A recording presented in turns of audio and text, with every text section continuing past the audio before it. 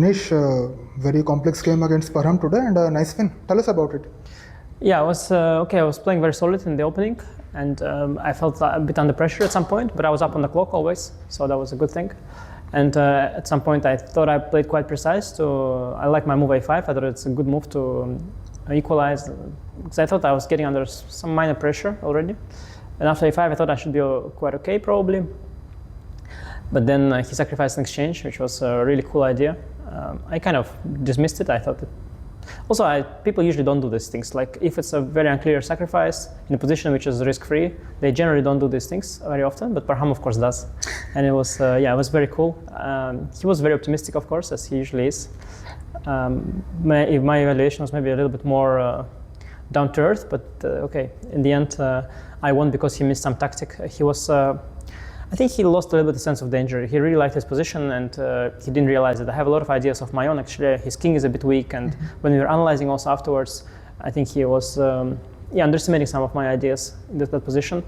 But I think if he had played precisely, I think position would have been balanced at some point, and I think the sacrifice was interesting. But it's just that if he had sacrificed thinking it's unclear and he had sense of danger with him, he would have probably not lost like that. But the way it happened, he was looking for a win where there wasn't one, dropped low on time, and then finally he decided, okay, to repeat moves. But then already I have some back rank issue.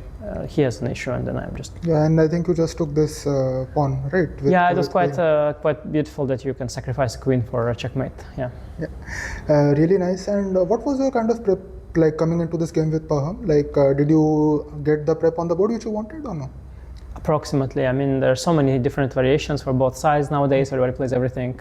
So it's not like I prepared this exact thing. There were many things I was looking at, and it was one of them. And I think I got an okay position.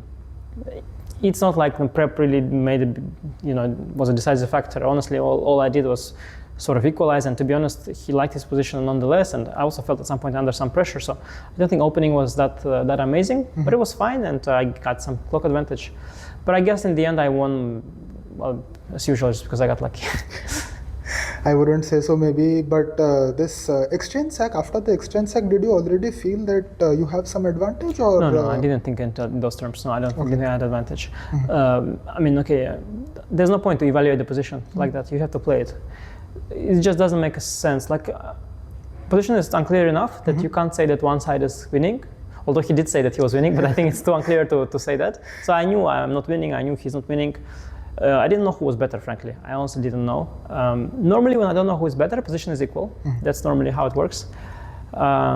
So I assumed that that's the case. That it's sort of like around zeros or whatever. I didn't know. I assumed that it was unclear, but it's no point to evaluate. Like you just have to make moves.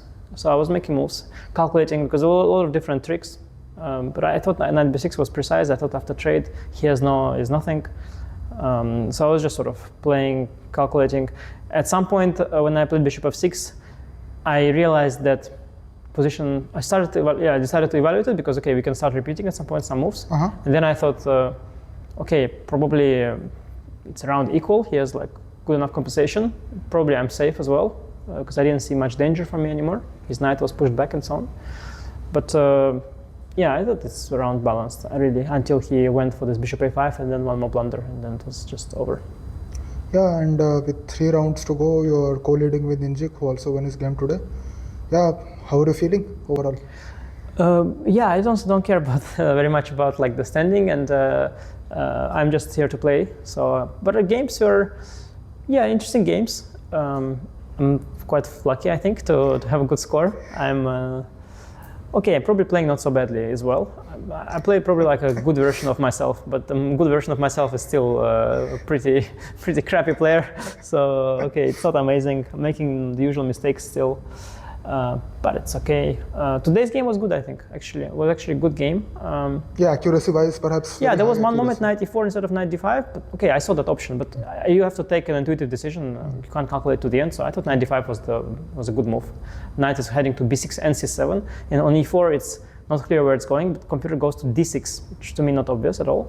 So that mistake was not. And there was this moment rook d1 check where I missed rook d1 check later. That was very annoying. I saw it right after I made my move.